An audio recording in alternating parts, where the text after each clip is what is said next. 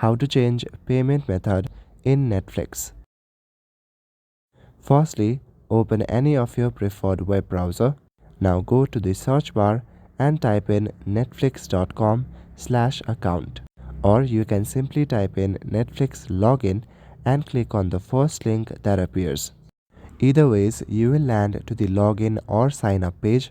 Once you're there, enter your credentials to log in or sign up to your account.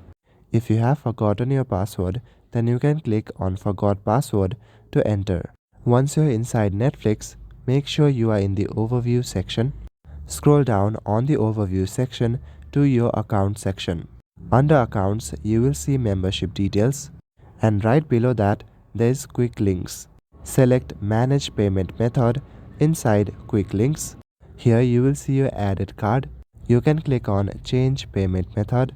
Now select the kind of payment method you would like to add. It could be credit or debit card, mobile bill, or PayPal. Once you have selected an option, then fill out the details and click on Save. And just like that, you can change your payment method. That's all for today. Thank you.